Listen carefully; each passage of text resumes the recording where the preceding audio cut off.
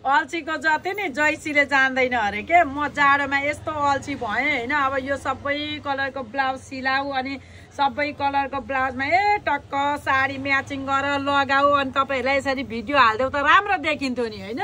तर साह्रै अल्छी भयो। हेर्नु त यो ब्लाउजमा यो साडी होइन हेभी ब्लाउज सिम्पल साडी अरू पनि कलर देखाइदिन्छु एकछिन पक्नु होला।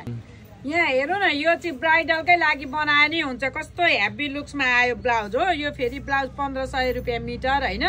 अब मैले यो घरिघरि किन देखाएको भने नि हजुरहरूले यसको ब्लाउज सिलाउनु भयो अनि यो ब्लाउजको पट्टी सानो पट्टी लगाएर यो फेन्डी सिल्कमा पट्टी लगाएर साडी सेट बनाउँदा पनि एकदमै राम्रो लुक्स आउँछ होइन।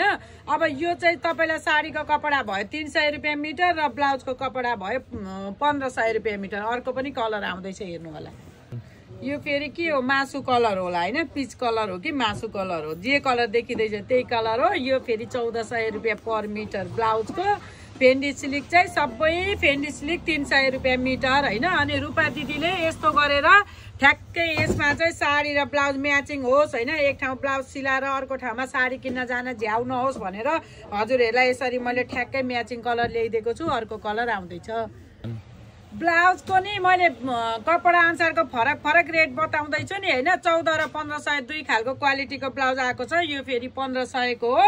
अनि यसमा पनि मैले यसरी नै म्याचिङ गरेर यी साडी बनाउने हुँदाखेरि यसरी कलर कम्बिनेसन गरेर म्याचिङ गरेर हालिदिएको छु। र यति हेभी प्रिन्टेड ब्लाउजमा प्लेन साडी बबाल राम्रो देखिन्छ। मन पर्यो यदि भने मेरो यो प्रोफाइलमा राखेको नम्बरमा वाट्सएप छ। वाट्सएपमा मेसेज गर्नु हामी सामान सबतिर डेलिभरी गरिदिन्छौँ। मेरो कलेक्सन कस्तो लाग्यो मन पर्यो कि परेन भिडियो हेर्ने सबलाई थ्याङ्क यू।